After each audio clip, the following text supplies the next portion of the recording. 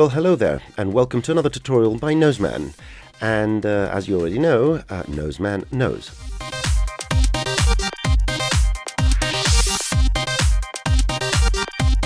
So in this episode, we are going to talk about how to sort or rearrange the cloner ID based on certain configurations. And I'm going to show you a few ways to do that. Now, they do come with their upsides and their limitations, so you can use them accordingly, and hopefully you'll find some solutions in this video. By the way, this video has been inspired by questions from users just like you.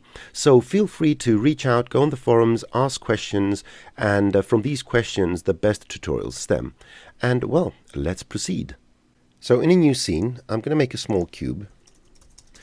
And what I'm going to do is the following. I'm going to create a cloner, drag the cube here, and I'm going to set the color to be a bit darker, get my lines on, and in the transform display setting, I'm going to set it to index, and you will see that we can see the index number of each and every one of the clones, and it's linear because that's how the clones are created. This one first, then this one, and then this one. But let's see another situation. If we have a plane here and we set the cloner to object mode, sorry, that's not the setting, it's over here, object mode. I'm going to drag the plane in here, and now we have all these cubes on the plane, and the indices are the same index that each polygon has. If I turn this off, you'll see that we have all these polygons. If I make this, for example, 10 by 10, and turn this on again, you will see that the numbers align to the index of each and every one of the vertices of the plane. And if I set the cloner to be in polygon center mode, then these are going to be the indices of each and every one of the polygons. The problem we have here in this case is that these indices, the polygon indices, and therefore the clone indices, are set. So 0, 1, 2, 3, 4, 5, 9, and then 10 over here, 20, and so forth. And sometimes we want these indices to be different, to have a different configuration. And one way to mitigate this is to use, fun enough, the Voronoi Fracture object. And what I'm going to do is drag my cloner under the Voronoi Fracture object. And initially we're going to see everything fractured. That's not exactly what we need. Let's turn off the colorization first of all. And number two, let's go to our sources and remove the source. So now you can see that each and every one of these cubes has been split up by the Voronoi fracture, and we are going to change one more thing. Let's go back to our transform here, because now this is the generator object. Make it darker, and if I go to the sorting tab, you will see that we can sort the result. So now it's sorting from the x-axis, and although the numbers won't change, because what we see here is the index numbers of the cloner. So I'm going to turn these off. But if I go to the Voronoi fracture and go to the transform and say indices, you will see that the numbers now have changed. And we go over here, it says 1, 2, 3, so forth, 8, 9, and then 10 is somewhere here. And what we can do in the sorting is sort it using, for example, eyedesyn to object or a user. So we can change this vector here, and you will see that we will change the alignment of these cubes. That actually not the alignment, but the alignment of the indices of the cubes. So let me make this 0 and 0, because what I'm going to do is get a null and use that as a distance to object. And if I get this null and start moving it around, so let me get the null and move it around and press Alt D, because I had my axes hidden all this time. Now you will see that the indices are actually calculated based on the distance from the object and in an opposite manner. And we can invert this if we want to, and now the numbers are going to start from the proximity of this point. Let me bring it down to 0 and drag it over here, and we have 0, 1, 2, 3, 4, 5, and everything goes based on the distance from this object. Now 0 is right there in the center.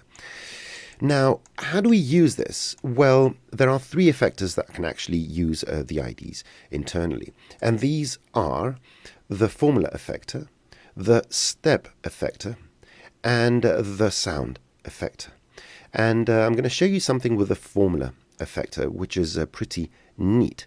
Now let's make sure that we apply it to the Voronoi fracture. So let's go here, go to Effectors, and apply this over here. And you can see the formula effector does its thing. And I'm going to change in the effector the parameter to ID equals 5. And you can see that number 5 now is getting bigger. And I'm going to change one more thing in the parameter. I'm going to turn off the movement and the scale, and I'm going to set this to color. So now what we see here is that whenever this expression gets evaluated and is true, only that object, because we're using the ID, will assume the parameters of our formula effector. If it's motion, then it's motion. If it's scale, then it's scale. When it's color, it's just color. Now, the neat thing we can do in this case is actually colorize ranges. So, for example, we can say when ID is larger than 5, then colorize them white. And we can use the logical AND, which is the ampersand. Okay, space and then add something and say ID is smaller than 20. What this expression means is that when the ID is larger than 5 and at the same time is smaller than 20, so I guess it's from 6 to 19, then apply this effect. And because the sorting now is based on the null, if I move the null, you will see this expression will satisfy the appropriate sorting. Now, the downside of this is that we cannot use renderer instances. The whole thing breaks apart, because in order for the Voronoi fracture to work, it needs real geometry, and only when we don't have render instances on, this geometry is available to us. So you will see that up to a few hundred clones it's fine, but as the numbers increase, it will become slower. Having said that, it's a very interesting and practical way of doing this, and I'm pretty sure that if you scour the internet through the Googles, you will find more tutorials on this subject. Now, one final thing I want to say is that, for example, let's paint these ones red. So color mode, let's go to user defined, and I'm going to make it red. Now you will see everything goes red. That's because I need to set the use alpha channel strength. Now, that means that I can actually create multiple of these, providing the use alpha strength is on. So I'm going to make a next one, which I'm going to apply here as well, drag it in here, and change this now to something else. So I want them to be larger than 50, but smaller than 80. Great, and go here and set this to green. So this way I can use multiple formula effectors to actually colorize ranges of clones after I have actually sorted them using this method. And you can see that you can create very interesting effects, so circular effects because we're using the distance, or you can even go over here and change the sorting mode to anything you want. And yeah, things will change depending on what you have set over here. Good, so this is method number 1. Now, in some cases, the type of sorting you want isn't linear, so it's not based on a distance or a vector or some sort of direction, but it has more complex layout to it. And let me give you an example. So for this, I'm just going to grab my cloner, copy it, and create a new scene and paste it in here. So now nothing really will happen because I've got object mode, and I'm going to leave it as it is for now.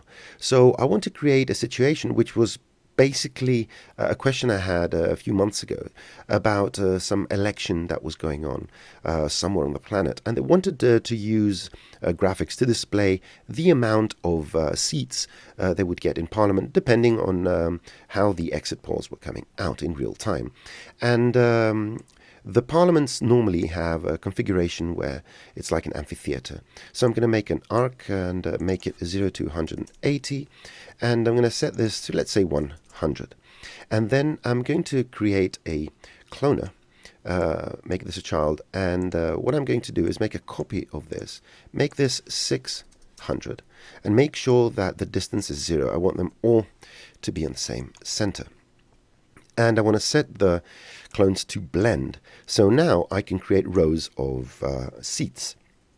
And I can use this as my object. So go to the cloner and drag this guy here.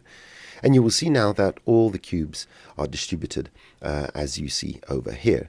Now I need to change a few things because now we're going to a count per segment, so 10 per segment, and maybe I want them to be evenly spaced out, or is that step? There you go. So every 100 we get these little buggers over here. So they're equidistant to each other.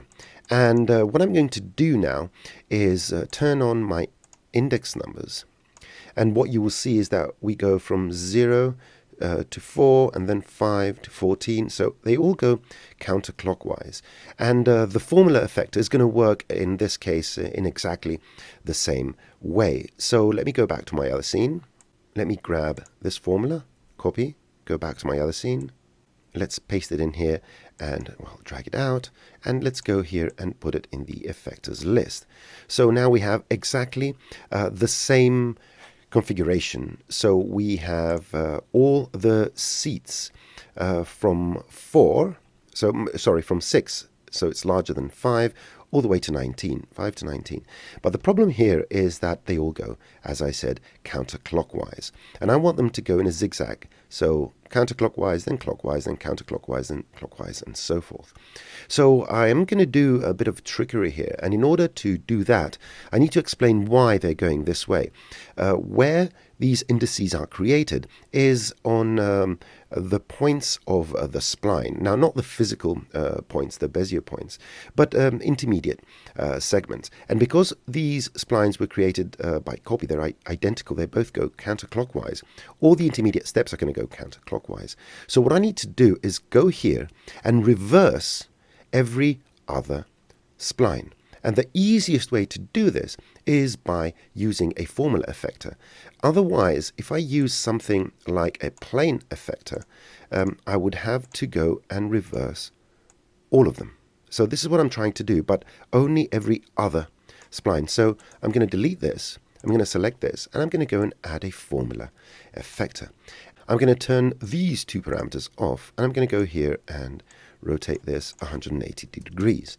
Now you can see that it does this little funky thing. If I play this, it's going to dance nicely. If this is what you want, congratulations, but this is not what you want. So in order to create an expression that satisfies the rule every other, we're going to use the modulo. So I'm going to type mod for modulo, and I'm going to open parentheses and type ID, because that's the number we're trying to see if it's true, and put this semicolon here and put 2 and close the parentheses, press enter.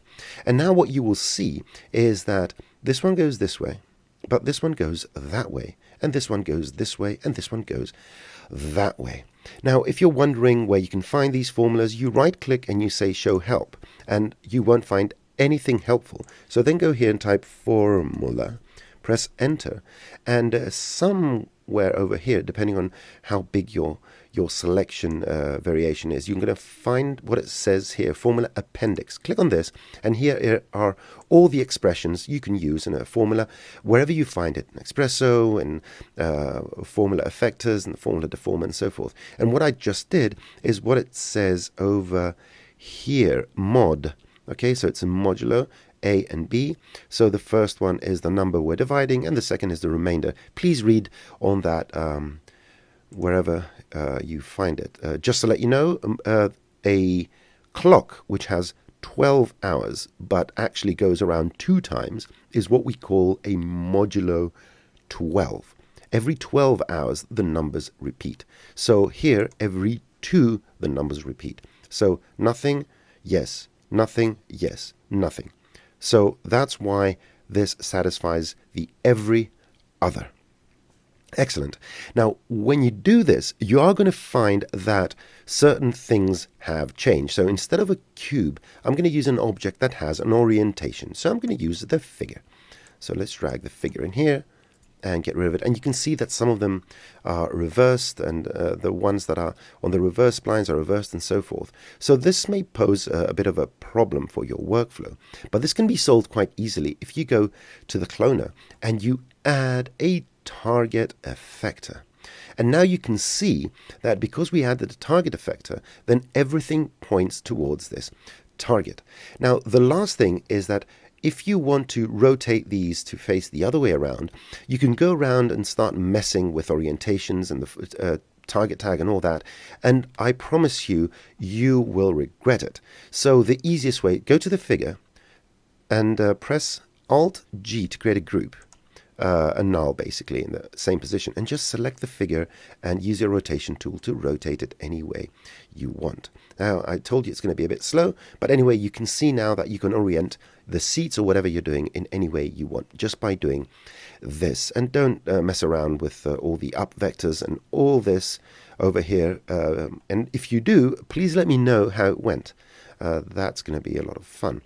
So this is the way to create configurations and sort your IDs using polygon objects or using splines or using the sort function of the Voronoi Fracture Generator. Now, one more thing just to finish this.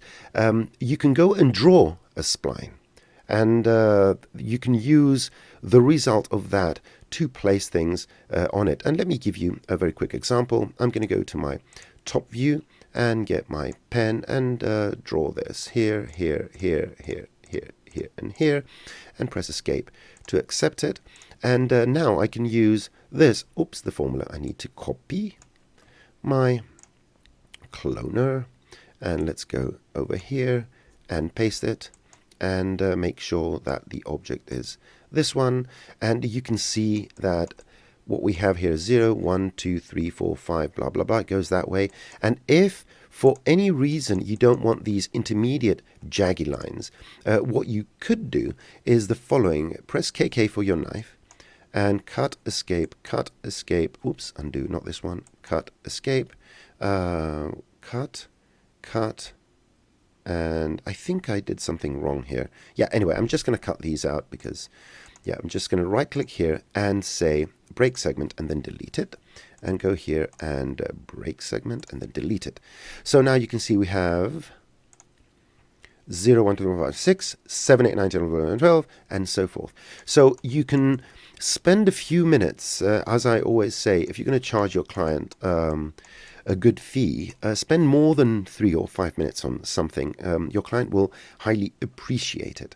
So yes, this is basically the idea on how to use various techniques to sort your IDs and then use them in any context you need. Well, thanks for watching.